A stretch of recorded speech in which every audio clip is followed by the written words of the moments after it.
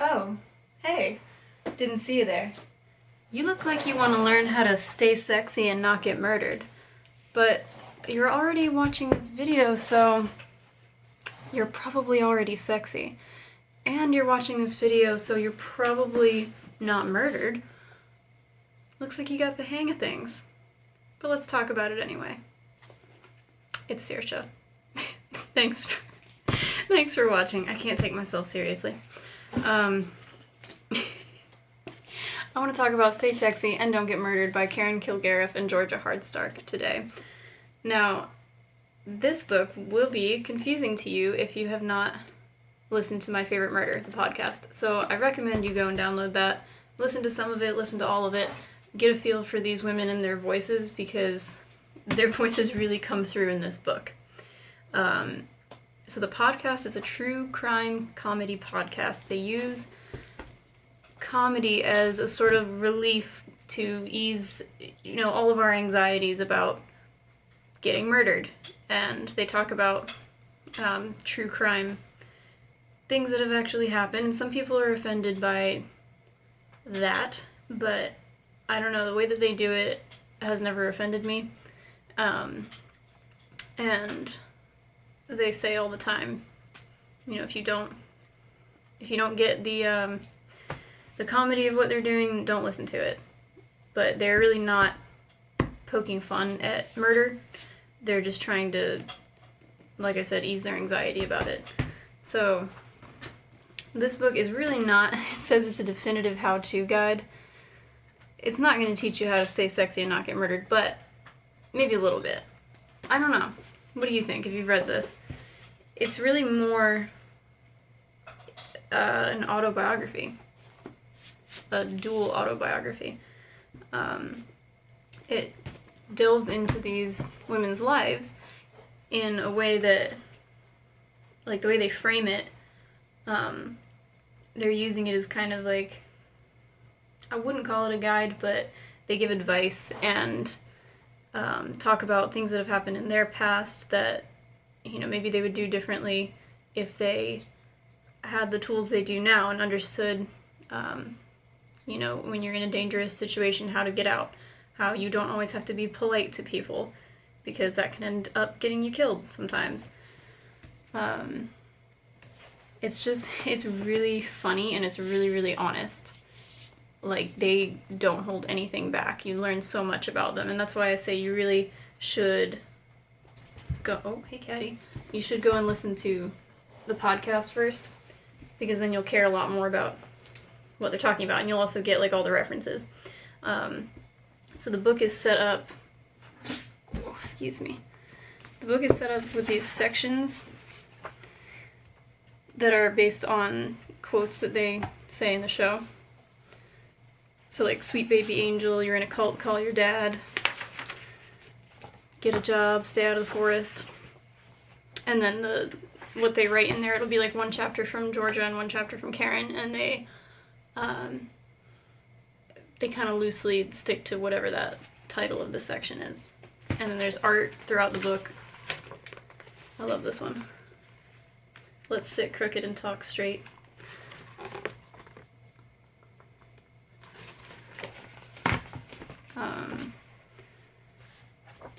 So I just want to read some of the quotes that I liked, but first, look at this. This is just one of my favorite things that they've said on the podcast. You're in a cult, call your dad. It's just so great. So I'll just go through and read some, how this works. I don't know how this works, it's been a while. I think this is Karen. And she's just talking about how we're gonna go about getting through this book together. She says, be cool, act natural. No, don't whistle, stupid. That's the opposite of natural. Why does everyone think whistling indicates relaxation? It's literally one of the weirdest things you can do in public without breaking the law. Blowing spurts of air out of your pursed lips to produce a raspy little song like some sad bird impersonator.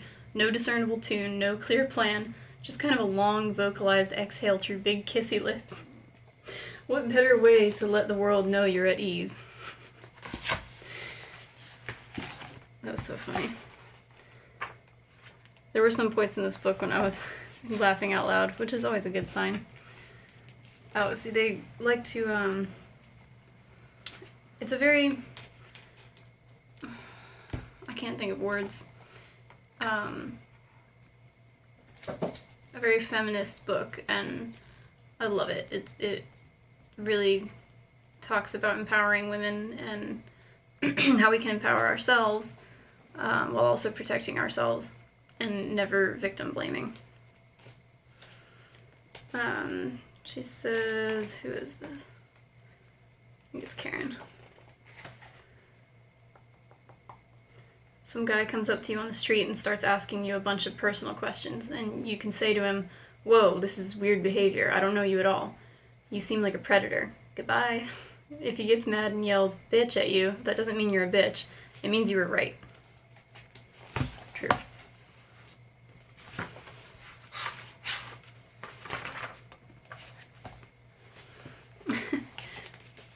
Karen is so funny. So she's like actually a comedian. That was her. I mean, she still does comedy, I think, in addition to the podcast, even though it's become kind of her main job. But you can tell because the way she writes is hilarious. It starts this chapter, Karen's lecture on self-care. As we begin, picture me dragging a chair across the floor of the imaginary classroom we're now in together, slamming it down and sitting in it backward. That's right, I'm about to relate to you on a deep, mid-90s Dangerous Minds level. You might not be ready. I love those images she gives us. They just don't really take themselves super seriously. Like, they are great at laughing at themselves, laughing at their mistakes, and also learning from them and then passing on their knowledge. And maybe their knowledge and their advice won't work for everybody, but it's nice to have it all in this book.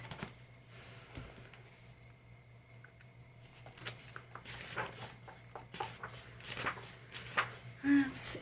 This is from that same chapter. Have you always felt unseen, ignored, and unloved? Congratulations, you're the perfect prey for narcissists who feed off of blind worship and internal sadness. You'll never convince the target of your obsession that your love is what Sade was singing about on that one album. But oh, you will try, and in doing so, you will damage your self-esteem. And then once you wake up from the stupid spell you put on yourself, you can rail against those narcissists, but it won't affect them. So it's better just to skip ahead to the part where you admit that you're the one who bought the ticket to their show. Choose to want to figure out why you do these things and how to stop. In the end, it's all you can do. How very true. It's tough though. Narcissists really suck you in.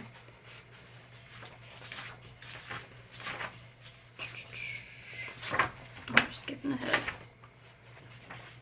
This is from one of George's chapter where she talks about some important moments that she's had in therapy, and that's one thing that I love about them is that they talk so much about mental health. So many people in the world live with anxiety and depression. I mean, among many other things, but, you know, those are what I deal with, and they talk about them so openly, and they talk about therapy and medication, and, you know, how important it is to seek help in whatever way works for you. For me personally, it's therapy, and I think their podcasts and them talking about it so much, and me listening to it for the past year, is part of what convinced me to go back to therapy. So I am really grateful for that. In this part, she says, "A diagnosis does not equal a disaster. I've been diagnosed with many different things throughout the years, but I've come to the conclusion, with the help of my current therapist and psychiatrist, that my mental ailments are a delicious mix of the following: George's brain cocktail, 1 ounce generalized anxiety disorder, ½ ounce depression, 2 tablespoons ADHD, a pinch of OCD. Pour into a shaker filled with ice and shake until well blended. Pour into a beautiful vintage glass and garnish with abandonment issues and 25 maraschino cherries." That made me laugh. Abandonment issues.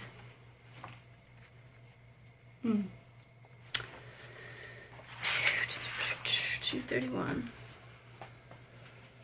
This is important, and I'm guilty of this all the time. Watch out, Caddy. Come on, baby.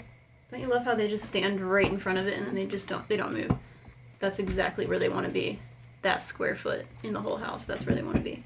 Come here. All right. Oof. Come here, big girl. Eee. Ow. Okay, I got you. It's okay. All right. Don't mistake someone's quietness, lack of participation in a conversation, or worse, air of disinterest as intriguing. If someone holds their cards close to their chest, it doesn't necessarily mean their cards are worth fighting to see. The people who are open with their cards, who wear their cards on their sleeves, and offer them to you in a take-it-or-leave-it manner, those are the people worth playing cards with. I don't know why this metaphor has become a card game. Maybe it's been too long since I've been to Vegas, but you get the gist.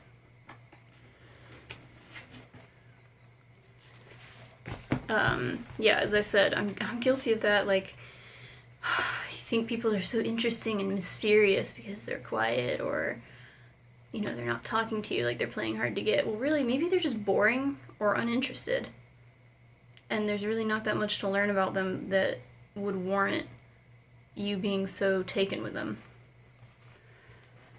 Yeah. And I love this too. Like, you know what? Don't even come for me on this. At that moment, at the tender age of 18, I built a wall around my heart, one that would take several relationships and over a decade of therapy to dismantle enough that I could have a relationship in which I didn't use this wall as a point of reference. My relationship with Aiden validated the fears that I'd had since childhood, that I wasn't enough, that I was stupid and everyone knew it, that my capri pant confidence was a joke. Those validations just made my heartbreak so much worse. It was the point in my life when I realized that dudes who talk about their crazy ex-girlfriends are full of shit. What they're really talking about is someone they hurt and didn't leave the way they found. These guys put their ex-girlfriends in a position that makes them do things so extreme and out of character that they seem crazy.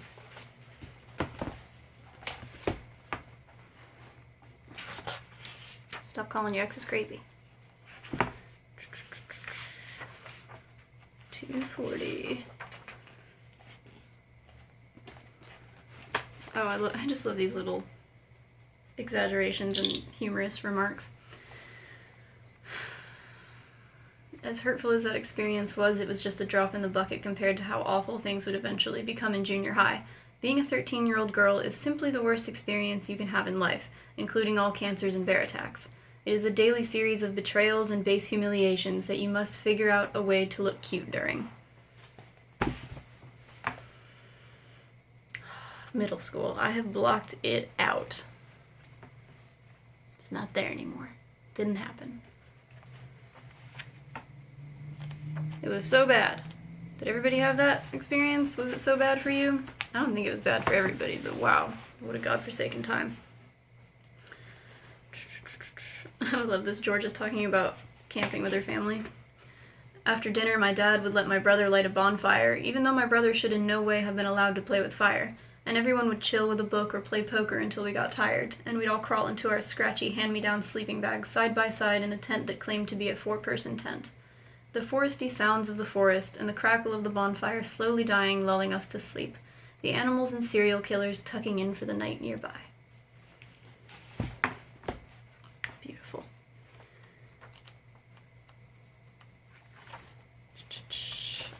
And this last thing is from a TED Talk by Jackson Katz, and this is real serious.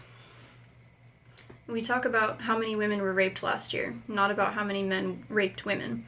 We talk about how many girls in a school district were harassed last year, not about how many boys harassed girls. We talk about how many teenage girls got pregnant in the state of Vermont last year, rather than how many men and teenage boys got girls pregnant.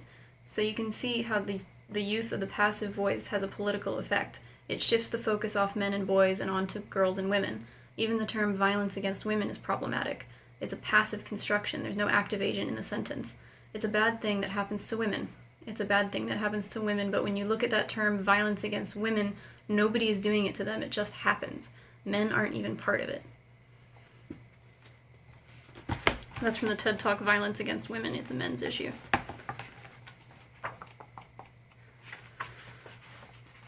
Oh, so at the end of the book, you get all the animals. Elvis, Mimi, Dottie, and Frank and George. So cute.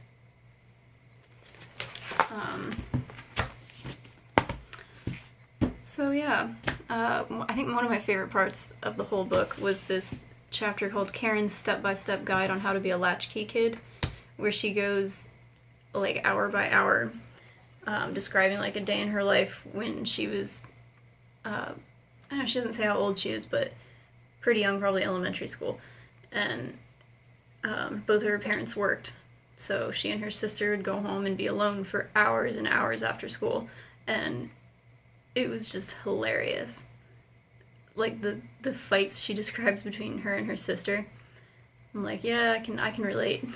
It's so funny. So this book has a great mix of humor and wisdom and just, I don't know, general stuff that's good to hear. So yeah, I mean, I'm not sure if you know anyone, or if you read this book and you haven't listened to the podcast, I want to know what that's like. Like, what do you get out of it? Because for me, it was mostly exciting because it was, you know, the written words of these women who I admire and have listened to for a year. So, also, what are your thoughts on dual memoirs?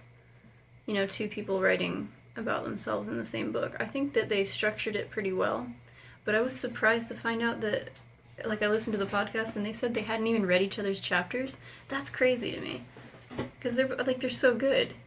I don't know, I'm sure they will read them, but yeah, they have very different styles, and it's fun to see them go back and forth about, like, the same subjects. So, I feel like I have nothing else to say right now. That's shocking. We're not even at 20 minutes.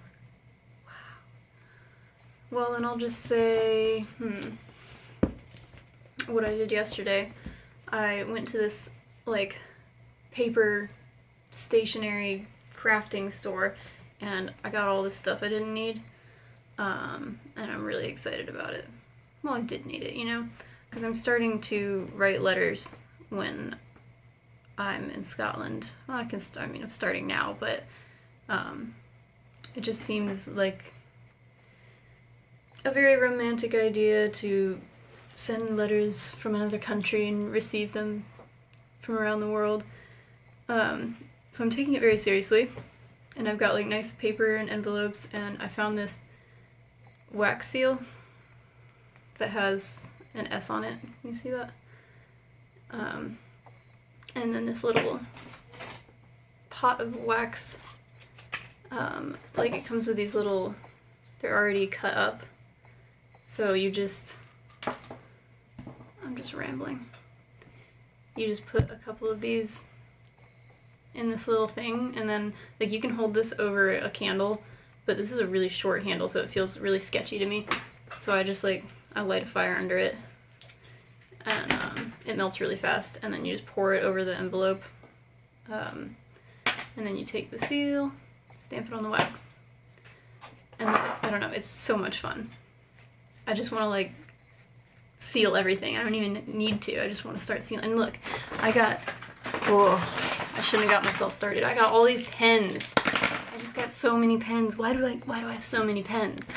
Because I went out and I was, like, looking for the finest tip pen that I could find, because when I write, like, I write in cursive because I'm lazy and I don't want to lift my hand up, so and I also have terrible handwriting, so I have to really try hard to make it legible, and I need a very fine tip to be able to have that control.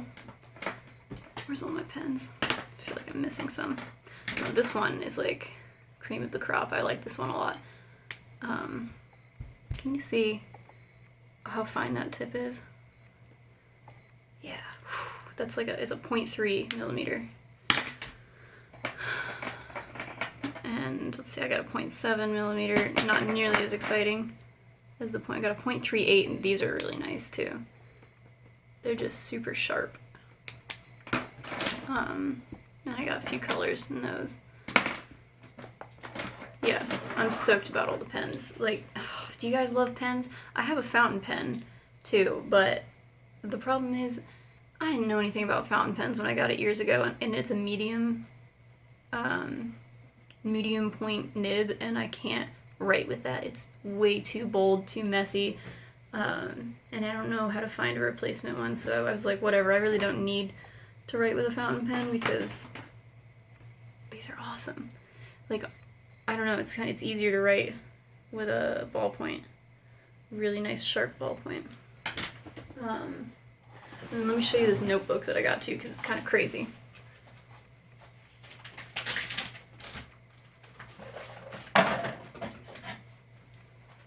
Okay. Thanks for sticking with me in my non-editing. I also got an address book. You know, keep the addresses in so that I can write letters to people, and I got the tiny one so I can always have it with me in case I'm writing a letter on the go. Oh, I'm so excited. So I got this notebook, and like, why do I need more notebooks? But look how white it is. It's so white. And it comes with this crazy pencil. And these are really cool. Like, when am I gonna need a pencil? I don't know, I might start drawing. But you take out the eraser. I'm sorry about my chipped nails. I'm not really sorry, but like, I know they're chipped. It's okay. And then, so you can replace the eraser really easily. And they're just gorgeous. So I got one in this like kind of rust color too, because I thought that was so pretty. So now I have this notebook, and I mean, it's just like a regular lined notebook. How do you guys feel about like bullet journals and the dot grids? I feel like I need lines. I don't know how to write with dots. Notebook log. I don't know, it's just really pretty and it feels nice. Again, like that like soft cover like the Tolkien dictionary and atlas. So yeah, got that, and then the envelopes I got. They're like, this kind of looks like recycled paper. And I just got like a cream cardstock paper to write letters on. I'm gonna do a lot of experimenting with, you know, the best paper and pen combo, all that. So yeah, I think I'll leave it at that for now, and then the next video will either be the hiking one, and thank you to everyone who has asked me questions on Instagram. Go to my Instagram, ask me questions, or ask me on here, I don't care, whatever. I'll try to answer as many as I can in that one, and then so it'll either be that or the Norwegian wood video. I'll try to get that up soon. If not tomorrow, then probably after this weekend. Yeah. So thanks for sticking around and watching, and you guys, please stay sexy and don't get murdered. Bye.